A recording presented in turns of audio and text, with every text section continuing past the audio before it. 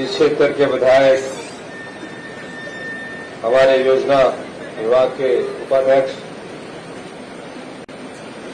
भवानी सिंह पठानिया जी, श्री अजय महाजन जी जो कि पूर्व में विधायक रहे हैं, श्री करण सिंह माल्टू जी जो कि जिला कांग्रेस कमेटी के अध्यक्ष रहे हैं, कैप्टन जीत राम जी अध्यक्ष ब्लॉक कांग्रेस कमेटी फतेहपुर, सुंदरी जी, योगेश महाजन जी, मनोज जी, मंच पर विराजमान सभी साथीगण, सभी अधिकारीगण, पत्रकार बंधुओं, बुजुर्ग, माताएं, बहनें, प्यारे साथियों, 40 महीने पहले आपके आशीर्वाद से हिमाचल प्रदेश में कांग्रेस की सरकार बनी। जिस दिन मैंने शपथ ली थी, आपने देखा होगा, उस दिन मैंने कहा था कि हम व्यवस्था परिवर्तन के लिए आए हैं।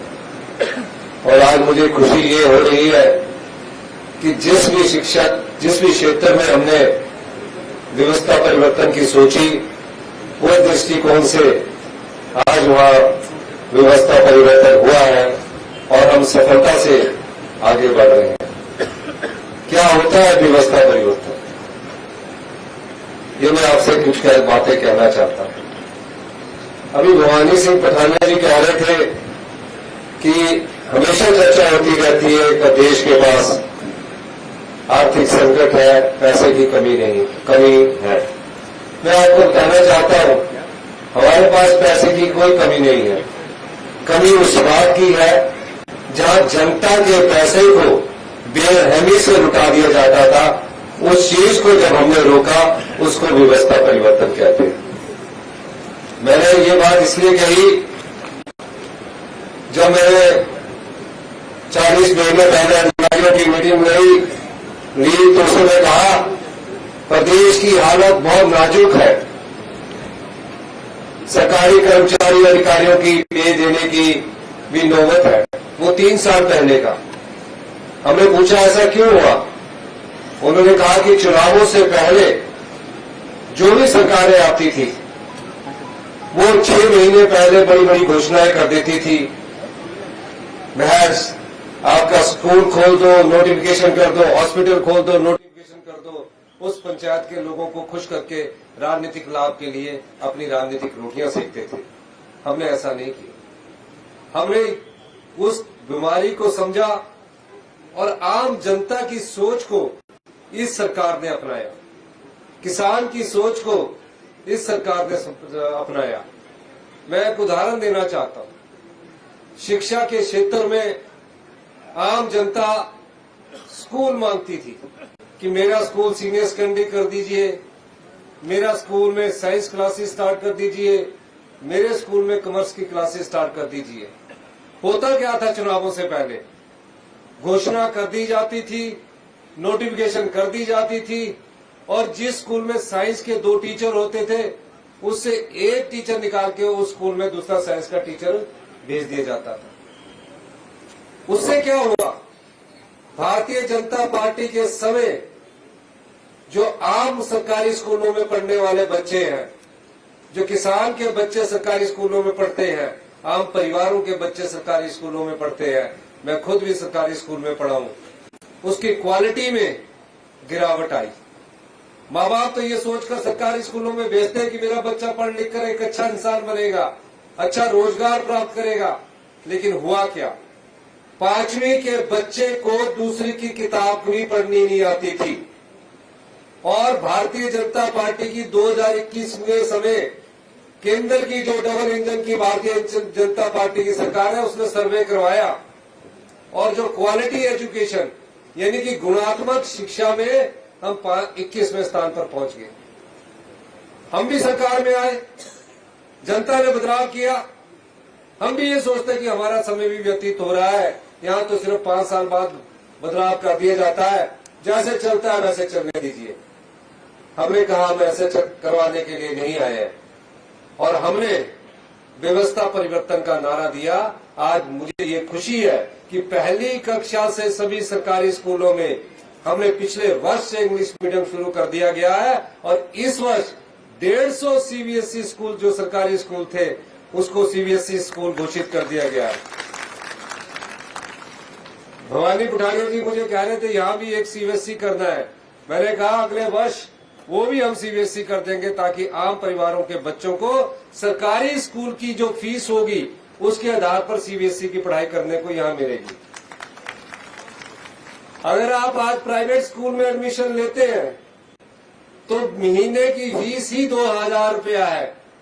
जो हमने 150 सरकारी स्कूल किए हैं उसमें सिर्फ फीस भी 1500 या 2000 रुपया लग रही है और कोई असमानता नहीं लाई गई है कि ये इस कैटेगरी का बच्चा है इसके से इतने पैसे लेने हैं। हमने कहा बच्चों के बीच में भेदभाव नहीं होना चाहिए, एक समान फीस करके उनके साथ भी हमने न्याय किया है और कम से कम फीस में गांव के स्कूल के जो सीबीएसई स्कूल है उसमें ग्रामीण बच्चे पढ़े। और यही नहीं है, अभी हम सरकारी जो सीबीएसई स्कूल प्रथम चरण में बनाएंगे 151, उसमें हम अभी जो टीचर्स होंगे उनके लिए भी हम ड्रेस कोड लागू करने जा रहे हैं और बच्चों की भी ड्रेस कोड का भी 2 महीने के अंदर आपके पास एक आदेश आ जाएगा कि इस प्रकार के स्कूल के ड्रेस कोड हर एक बच्चे के पास अपनानी चाहिए। 30 जून तक इन सभी सीबीएसई स्कूलों में राज्य चयन आयोग ने टेस्ट ले लिए गए हैं। English, mathematics, physics, chemistry, bio सबके टीचर्स इन 30 जून तक सभी स्कूलों में अपॉइंट कर दिए जाएंगे। उनके योग्यता के आधार पर हम टेस्ट ले रहे हैं, राज्य चयन आयोग उसका टेस्ट ले रहा है और आप देखेंगे एक एक सीबीएसई स्कूल में सारे टीचर उपलब्ध होंगे। कोई भी टीचर की ट्रांसफर इन सीबीएसई स्कूलों से नहीं होगी ताकि बच्चों की क्वालिटी एजुकेशन पर कोई फर्क ना पड़े। इस दृष्टिकोण से हम शिक्षा व्यवस्था में परिवर्तन ला रहे हैं। हायर एजुकेशन में भी हमने कॉलेज खोल दिए, बच्चों की स्ट्रेंथ का अध्ययन किया, कहा कि अभी तो 75 बच्चे हैं। कोई भी कॉलेज होता है उसमें बच्चों को एक्सपोजर का मौका मिलता है, तरह तरह के बच्चों से बातचीत करके अपनी बात रखकर अपने विचार व्यक्त करने के बाद उसे आगे बढ़ने का मौका मिलता है। हमने उसमें भी परिवर्तन किया और आज हम कह सकते हैं आने वाले कुछ सालों में जो हमारे सरकारी स्कूल में सीबीएसई स्कूलों से बच्चे पढ़े हुए निकलेंगे और दूसरे सरकारी स्कूलों से भी, वो जो भी चुनौतियां उनको भविष्य में नजर आएगी उन चुनौतियों का सामना करने के लिए तैयार होंगे और उनके रोजगार के अवसर अपने आप वो युवा साथी समझेगा और आगे बढ़ेगा। ये शिक्षा में हमने मूलभूत परिवर्तन किया।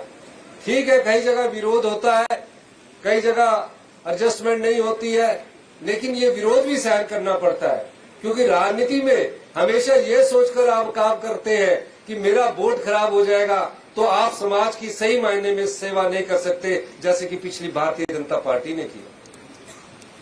आज शिक्षा में बदलाव हो रहा है।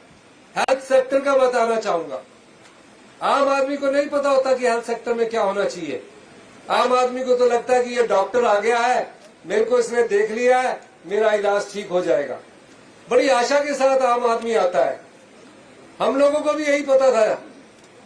आज मेडिकल कॉलेज में क्या हालत है और आपके जो हमने शिक्षा स्वास्थ्य में बदलाव किया उसकी बात करना चाहूंगा।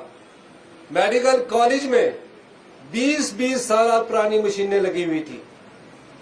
शिमला के मेडिकल कॉलेज जो राजधानी का मेडिकल कॉलेज है 19 साल पुरानी एमआरआई मशीन थी, उसकी रिपेयर पर ज्यादा खर्च हो गया, नई खरीदने की किसी ने हिम्मत नहीं की। हमारी सरकार ने नई मशीनें खरीदी। आज फतेहपुर में आदर्श स्वास्थ्य संस्थान है।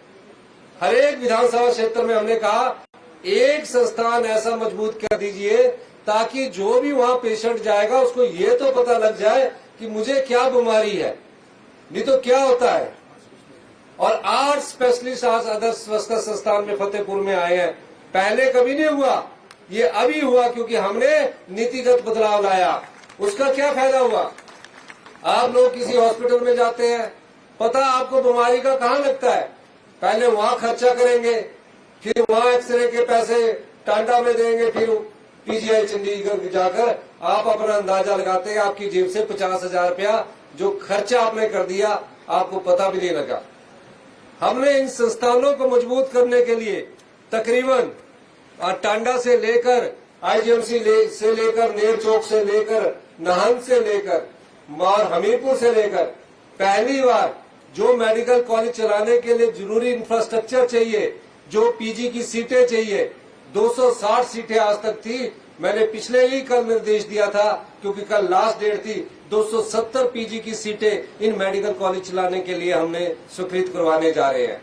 एक सीट पर 1.5 करोड़ रुपया खर्चा आएगा। यहाँ हमारे पास पैसे की कोई कमी नहीं है। पैसे की कमी वही है जहाँ लुटा दिया जाता था। हमने उस व्यवस्था को भी परिवर्तित किया है। आज आपके हर एक जगह आदर्श स्वच्छता संस्थान है। गांव के लोगों के हाथ में कैसा पैसे पहुंचे, कोई कल्पना कर सकता था कि गेहूं के मूल्य में, मक्की के मूल्य में, अदरक के मूल्य को सरकार खरीदेगी मिनिमम सपोर्ट प्राइस देकर, और हल्दी में अगर आप हल्दी पैदा करते हैं, मैंने दिशा निर्देश दिए हैं कि अगले साल जो हल्दी पैदा करेगा प्राकृतिक रूप से, हल्दी को बंदर तो खाता नहीं है, गाय पशु भी नहीं खाती है, हल्दी सिर्फ लगानी है। आज से सरकार 150 रुपया प्रति किलो के हिसाब से हल्दी खरीदेगी, और एक करनाल में 80,000 रुपए किलो की हल्दी होती है। आप उगाइए, एग्रीकल्चर डिपार्टमेंट में आत्मा प्रोजेक्ट के अंतर्गत आप अपना फॉर्म भरिए, अगले साल सरकार आपसे 150 रुपए किलो हल्दी खरीदेगी। यानी कि 3 करनाल हल्दी खरीदने पर जो हल्दी लगाएगा उसको 3 लाख रुपए मिलेंगे। जो लड़के आज 10,000 रुपए की नौकरी के लिए बाहर जाते हैं, वो घर में ही एग्री इंडस्ट्री से अपना पैसा कमाएंगे। हमारी सरकार ने ये आपके लिए सपोर्ट प्राइस दिया। दूध का मूल्य हिंदुस्तान में कोई भी सरकार है दूध नहीं खरीदती है। हमारी सरकार ने फैसला किया कि गांव के लोगों के हाथ में पैसा पहुंचना चाहिए, ग्रामीण महिलाओं के हाथ में पैसा पहुंचना चाहिए। गाय का दूध 61 रुपए किलो हम खरीद रहे हैं, भैंस का दूध 71 रुपए किलो हम खरीद रहे हैं, ताकि हमारी बहनें या हमारे जो पशु दूध उत्पादक है उनके हाथ में सीधा पैसा जाए। तकरीबन हर महीने 34 करोड़ रुपए का हम सपोर्ट प्राइस दूध की खरीद पर खर्च कर रहे हैं, और कांगड़ा के ढगवार में 250 करोड़ रुपए की लागत से इस अक्टूबर तक हमारा वो मिल्क चिलिंग और प्रोसेसिंग प्लांट आ जाएगा, जिसमें घी भी बनेगा, मक्खन भी बनेगा, दूध भी बनेगा, हर चीज बनेगी, और उसका सारा दूध आपका जो खरीद कर वहां हम उसको प्रोसेस करेंगे और उसका अच्छा मूल्य हम प्राप्त करेंगे। ये हमारी सरकार ने अभी पिछले 3 वर्ष में किया है। हमने कहा कि अगर आप सोलर पावर प्रोजेक्ट लगाओगे, अगर आप बैंक से फाइनेंस करवाते हो, तो आप किसे अगर 1 मेगावाट का सोलर पावर प्रोजेक्ट लगता है 25 करनाल में, और 500 मेगावाट का लगता है 12 करनाल में, 6 करनाल में जो सोलर पावर प्रोजेक्ट लगाएगा उसके लिए अगर बैंक 10% ब्याज लेता है तो 5% हिमाचल प्रदेश की सरकार उस किसान के लिए देगी, ताकि आपके पास आपका पैसा पहुंच सके। ये सारी योजनाएं जो है, जब मूलभूत परिवर्तन होता है, जब व्यवस्था परिवर्तन होता है, तो 40 साल पुरानी व्यवस्था को जब बदलते हैं तो उसको बदलने में थोड़ा बहुत तकलीफ होती है। पहले तो अधिकारियों को होती है, बड़े बड़े अधिकारी होते हैं, कह रहे कि क्या कर रहे हैं, लेकिन हमने उस व्यवस्था को बदला है। आज हम 3,000 करोड़ रुपए की, चाहे वो एक्सरे की मशीन है, चाहे लेबोरेटरी टेस्ट की मशीन है, 3,000 करोड़ रुपए का जायका के माध्यम से सभी हॉस्पिटलों में latest high and medical technology जो दिल्ली के एम्स में स्टैब्लिश है, उनको आदर्श स्वच्छता संस्थान और मेडिकल कॉलेज में लगाने जा रहे हैं। ये क्यों कर रहे हैं? क्योंकि आप लोगों को अच्छी स्वच्छता सेवाएं मिले, इसका लाभ आप लोगों को मिले। आप जो पानी पीते हैं, कभी कल्पना की है आपने? पानी पीते हैं उसमें क्लोरीन और ब्लीचिंग पाउडर की स्मेल आती है, चपाती भी बनाएंगे तो ज्यादा स्मेल आती है। हमने कहा है कि 2,000 करोड़ रुपया अच्छा पानी पीने के लिए खर्च करना है। सब जगह जो वर्ल्ड क्लास टेक्नोलॉजी है जो नेशंस की, उसका इस्तेमाल हम अगले वर्ष करने जा रहे हैं। इन चीजों की किसी ने मांग नहीं की है, कोई सोच कर नहीं आया है, लेकिन हमारी सरकार ने आपकी सोच को अपने सरकार में अपनाया है, ताकि आम जनता को भी अच्छा पानी मिले। पानी से जो बीमारियां होती है वो बीमारियां ना हो, ताकि वो उस बीमारियों से दूर रह सके। ये हमारी सरकार करने जा रही है। अनाथ बच्चे हैं 6,000 अनाथ बच्चे हैं। बचपन में माता पिता को खो दिया, या आधी उम्र में 15-20 साल में माता पिता को खो दिया, माँ बाप का सहारा ना रहा। बच्चे अपने माँ बाप को जब खो देते हैं तो उनके मन पर क्या बीतती होगी। कभी किसी चाचा के पास रहते हैं, कभी किसी मामा के पास रहते हैं। कॉलेज की पढ़ाई कैसे पूरी करेगी। हिमाचल प्रदेश हिंदुस्तान की पहली ऐसी सरकार है जिन्होंने 6000 बच्चों को चिल्ड्रन ऑफ द स्टेट का दर्जा दिया, यानी कि सरकार ही माता है, सरकार ही पिता है। उनकी पढ़ाई का पूरा खर्चा हिमाचल प्रदेश की सरकार उठा रही है और 18 साल के बाद उस बच्चे को हर महीने 4000 रुपया पॉकेट मनी मिल रही है। अगर वो पढ़ाई करता है तो उसकी पूरी फीस मिल रही है, हॉस्टल में रह रहा तो पूरी फीस मिल रही है। ये सब हमारी सरकार कर रही है। विधवा बहनें हैं, उनके बच्चे हैं, अगर उनके बच्चे विधवा बहनों के बच्चे मेडिकल कॉलेज में जा रहे हैं, इंजीनियरिंग कॉलेज में जा रहे हैं या नर्सिंग कर रहे हैं, उनकी पढ़ाई का खर्चा कौन उठाएगा। कमाने वाला तो चला गया। हमने कहा कि हिमाचल प्रदेश की सरकार इंदिरा गांधी प्यारी बहना सुख सम्मान निधि के तहत उनकी इस योजना को जनता तक पहुंचा रही है और उनके बच्चों की पढ़ाई का पूरा खर्चा उठा रही है। ये सब काम हम आपके लोगों के लिए कर रहे हैं। अभी हमने देखा कि IRDP में 6 चरण हो चुके हैं। तकरीबन 1 लाख अति निर्धन परिवार जो 20 सालों से IRDP में थे, उसमें 27,000 फैमिली ऐसी थी कि उनके पास अभी भी कच्चा मकान है। हमने कहा इनका सर्वे करिए और सर्वे के लिए हमने जो अकाउंटेबिलिटी जवाबदेही तय की है, वो जवाबदेही हमने वीडियो की तय की है, SDM की तय की है। कोई भी IRDP में गलत आदमी नहीं आना चाहिए। 6ठे चरण तक हमारे पास 1 लाख लोग परिवार आ चुके हैं। 7वें चरण आज खत्म होगा। हमने कहा कि गरीब से गरीब व्यक्ति के पास हमारी योजना का लाभ होना चाहिए। जैसे ही हो उनका सर्वे खत्म होगा, अपना परिवार सुखी परिवार के तहत उनके पास एक योजना लेकर लाई जाएगी। उन्हें 1500 रुपया महीना प्यारी बहना सुख सम्मान निधि का भी मिलेगा और 300 यूनिट फ्री बिजली भी हमारी सरकार उनको देने जा रही है। ये आपका पैसा है। पिछली सरकार सोशल मीडिया में तो बहुत एक्टिव है। मैं आपको बताना चाहता हूँ, भारतीय जनता पार्टी की सरकार ने 5 साल में राज किया, 12 साल से दिल्ली में राज करके गए हैं। 2 आपदाएं इस प्रदेश में आई। फतेहपुर भी बुरी तरह प्रभावित हुआ, नूरपुर भी बुरी तरह प्रभावित हुआ। एक परिवार की नहीं सुनी। देश के प्रधानमंत्री ने 1500 करोड़ रुपए की घोषणा की। मैंने नहीं कहा, उन्होंने खुद घोषणा की। आज तक 1500 करोड़ रुपया नहीं मिला। यही नहीं, आज आप बताइए, हमने अपने साधनों से, जो कहते हैं कि पैसे की कमी है, कोई कमी नहीं है। हमने अपने साधनों से, जिसका पूरा घर आपदा में बह गया था, 7 लाख प्लस 1 लाख 8 लाख रुपया दिया ताकि वो अपना घर बना सके और घर के अंदर की जो वस्तुएं थी, चाहे वो पलंग था, चाहे खाने की चीजें थी, 1 लाख रुपया उसका दिया। तकरीबन ऐसे 900 परिवारों को हमने ये पैसा दिया। किसका पैसा है? कोई मांग थोड़ी की उन्होंने, ये आपका पैसा है। कैसे आपका पैसा लुटा दिया जाता था, मैं बताना चाहता हूँ। भारतीय जनता पार्टी को 60,000 करोड़ रुपया जो राज्य का अधिकार था उस समय मिला। उसमें 47,000 करोड़ रुपया RDG थी। RDG मतलब होता है रेवेन्यू डेफिसिट ग्रांट, यानी कि जितना आप खर्चा करते हैं और जितना आप कमाते हैं, अगर कमाते कम है और खर्चा ज्यादा होता है, उसके बीच के अंतर को पाटने के लिए केंद्र सरकार ने संविधान के तहत एक कानून बनाया है। संविधान ने एक कानूनी अधिकार दिया है, संविधान के अधिकार 275(a) के तहत, कि जब आय कम होगी, खर्चा ज्यादा होगा, जिन राज्यों में ऐसी स्थिति पैदा होगी, उन राज्यों के खर्चे के लिए ये रेवेन्यू डेफिसिट ग्रांट दी जाती है। 72 साल से 77 साल से ये रेवेन्यू डेफिसिट ग्रांट मिल रही थी। 1952 से हमें मिल रही थी। इस बार क्या किया, हमारा 8,000 करोड़ रुपया काट दिया। 8 से 10,000 करोड़ रुपया 2026 से कटना शुरू हो गया। पिछले साल भी हमें मिल रही थी और 5 साल तक ये 10,000 करोड़ रुपया कटेगा। 50,000 करोड़ का हिमाचल की जनता को नुकसान होगा, सरकार को नुकसान नहीं होगा। और इन्होंने काट दिया। भारतीय जनता पार्टी के लोग हल्ला करते हैं, रोज इनके नेता कोई न कोई बयान देते हैं। देते इसलिए कि ये 5 गुटों में बटे हुए हैं। यहाँ भी मेरे को लगता है कि 4 गुट जो बीजेपी का एक प्रत्याशी मिलेगा, 4 गुट उसकी अच्छी मालिश करेंगे, मरम्मत करेंगे।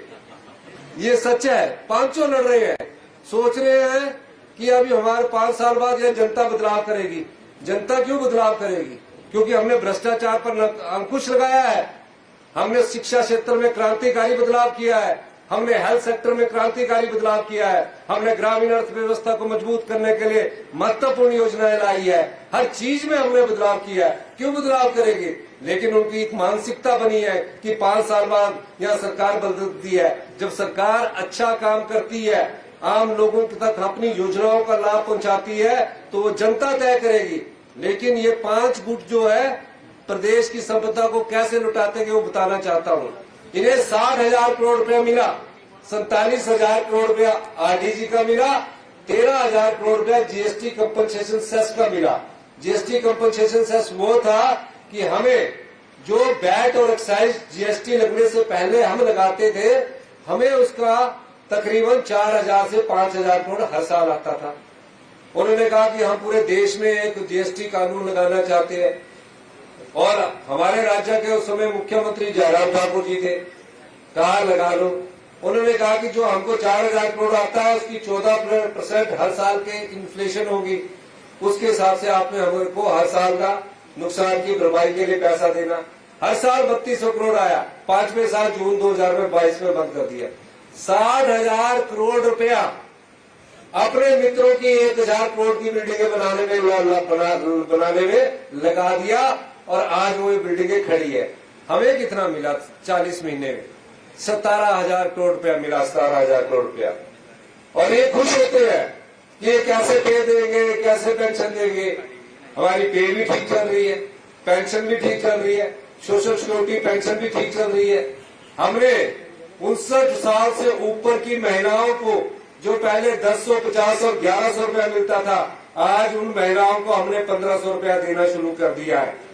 जितनी भी ट्राइबल की महिलाएं हैं, उन सभी महिलाओं को 21 वर्ष से ऊपर की उम्र की हमने सबको 1500 रुपया देना शुरू कर दिया है। क्यों किया? क्योंकि ये पैसा आपका है। अगर हम आज 150 रुपए में आपसे हल्दी खरीद रहे तो क्यों कर रहे हैं? क्योंकि वो पैसा जनता का है। इन्होंने क्या किया? 60,000 करोड़ को भी लुटा दिया, और 5,000 बीघा जगह 1 करोड़ में आपकी रजिस्ट्री अगर 1 कनाल की होती है तो आपको महिला ने करानी होती है तो 6% रजिस्ट्रेशन फीस लगती है। उनको रजिस्ट्रेशन फीस भी माफ कर दी, 5,000 की जगह 1 करोड़ रुपए में दे दी। और हिमकेयर की बात करूं, हिमकेयर योजना को हमने ठीक कर रहे हैं, उसमें इतना भ्रष्टाचार हुआ। कुछ तो घोस्ट पेशेंट है, अभी मैंने इंक्वायरी ऑर्डर की है, महिलाओं की बच्चादानी का ऑपरेशन होता है, उसका पैकेज था। करप्शन करने के लिए पैसा कमाने के लिए गलती में लालच इतना ज्यादा बढ़ गया कि मर्दों की बच्चादानी के ऑपरेशन के रूप में उन्होंने उनके पैसे ले लिए। इस प्रकार की सरकार थी ये भारतीय जनता पार्टी, क्योंकि पैसा लेना था, उसका पैकेज था। तो इस प्रकार भारतीय जनता पार्टी की सरकार ने आपके पैसे को लुटाया। हमने आपके पैसे को सही ढंग से लगा रहे हैं। आज सीबीएसई स्कूल हुए, नहीं तो एक सेंट्रल स्कूल के लिए बार बार एमपी के चक्कर लगाने पड़ते थे, बार बार कहना पड़ता था एक स्कूल लगा दीजिए।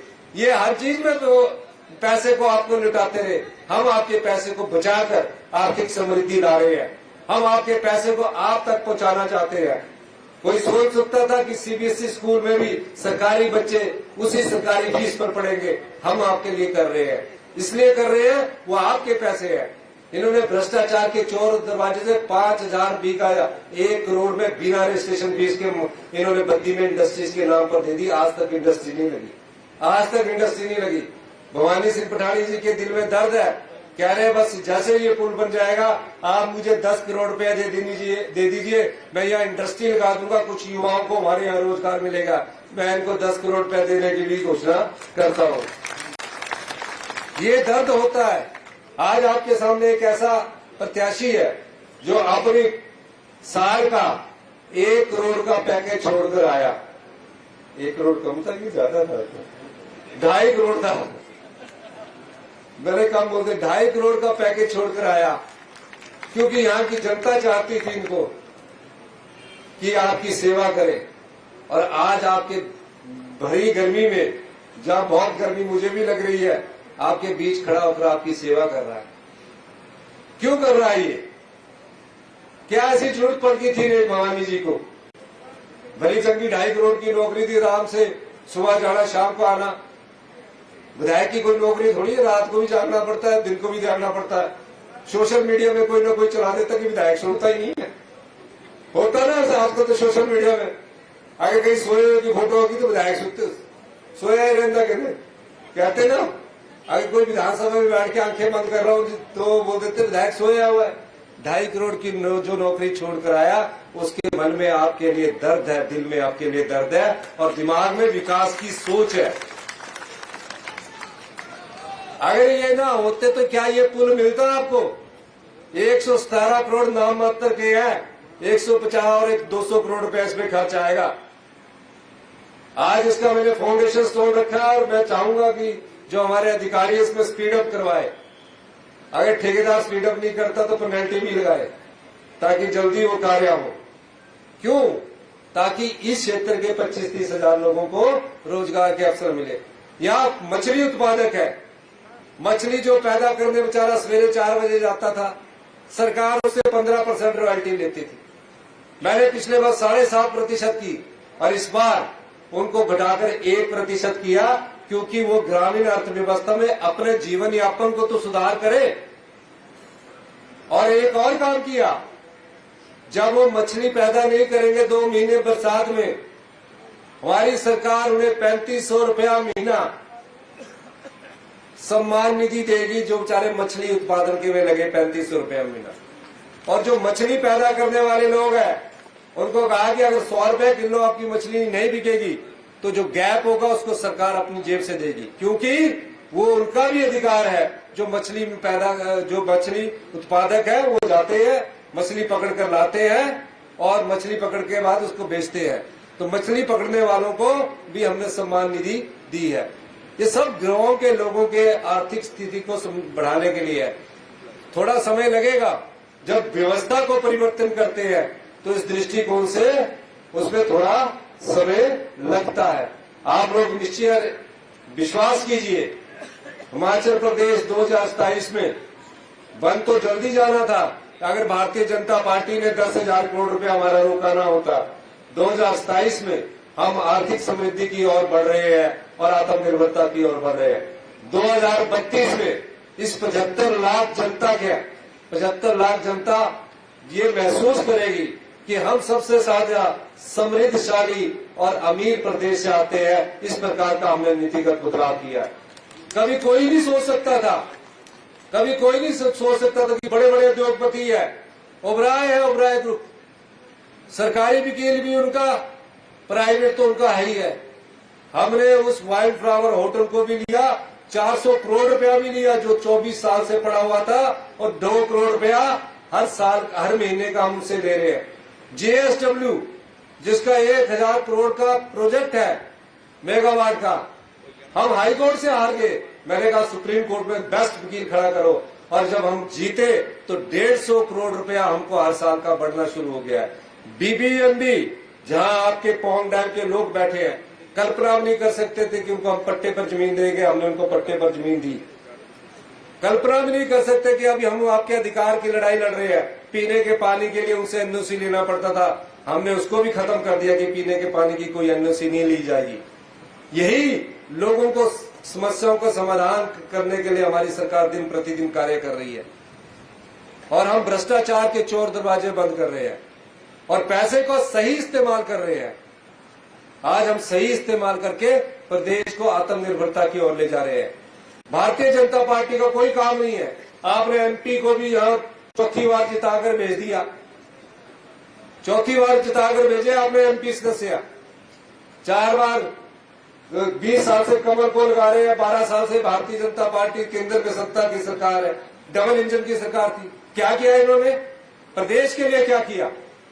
जीत कर चले जाते हैं, चुनाव आते हैं तो धर्म के नाम पर, जाति के नाम पर बांटने की कोशिश करते हैं, पर जनता का कल्याण नहीं करते। हमारी सरकार ने 1,36,000 सरकारी कर्मचारियों को OPS दिया। रोज हम पर दबाव डालते हैं, OPS में बदलाव कर दीजिए, हम आपको 1600 करोड़ रुपया महीने का देंगे।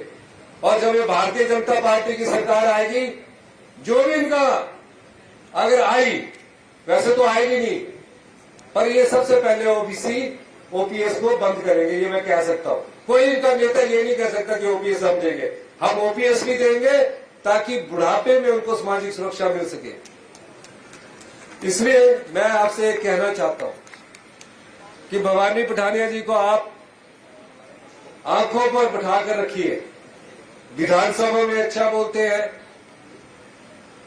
योजना आयोग के हमारे उपाध्यक्ष है, अपने काम करवाने का तरीका जितने चालाकी से ये करवा जाते हैं, जितनी चतुराई से ये करवा जाते हैं, बहुत कम ऐसे लोग होते हैं अपना काम नहीं करवाते, आपके काम के लिए चालाकी भी करते हैं और चतुराई भी करते हैं।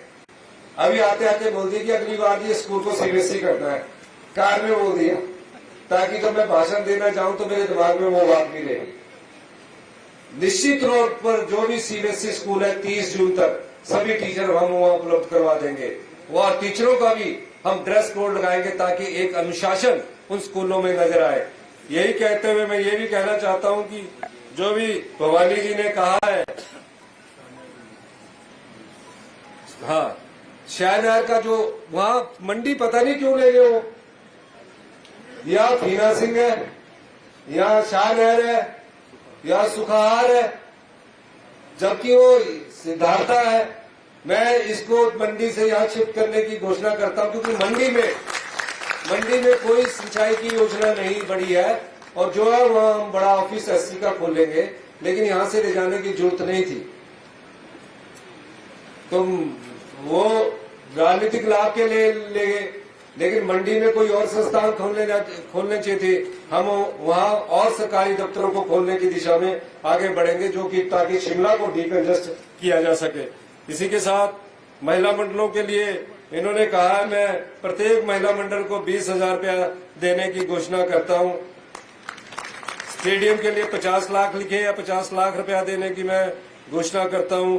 फौजियों की ऑफिस बिल्डिंग के लिए जो पैसा है 50 लाख भवानी जी ने अपनी जेब से दे दिया है, 50 लाख रुपया मैं देने की घोषणा करता हूं। और मैं आपको ये कहना चाहता हूं, आप निश्चिंत रहिए, आने वाले समय में हिमाचल प्रदेश में अच्छा पानी मिलेगा, अच्छी हेल्थ मिलेगी, अच्छा शिक्षा क्षेत्र में अच्छा मिलेगा। जनता को धोखा नहीं दिया जाएगा कि सरकारी स्कूल में बच्चा तो गया पर 5वीं की किताब में से 5वीं का बच्चा दूसरी की किताब नहीं पढ़ सकता। हम आपके अच्छा करने के लिए आए हैं। और मैं ये भी कहना चाहता हूँ, ग्रामीण अर्थव्यवस्था में जो भी हल्दी उगाएगा उससे 150 रुपया सरकार खरीदेगी। जो प्राकृतिक रूप से गेहूं की सबसे बड़ी पैदावार होती है, जो गोबर आधारित गेहूं पैदा करेगा उससे सरकार 80 रुपया किलो खरीदेगी। मक्की गोबर आधारित करेगा 50 रुपया सरकार खरीदेगी। जौ होती नहीं है, लेकिन जो अदरक भी पैदा करेगा 30 रुपये सरकार खरीदेगी। ये योजना क्यों लेकर आए हैं? ताकि आपके हाथ में सीधा पैसा जाए।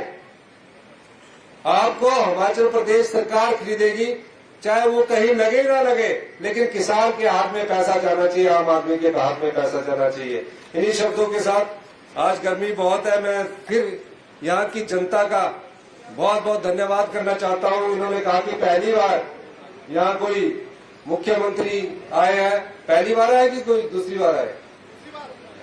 दूसरी बार कोई मुख्यमंत्री आया है। आप ये घोषणाएं कर दीजिए।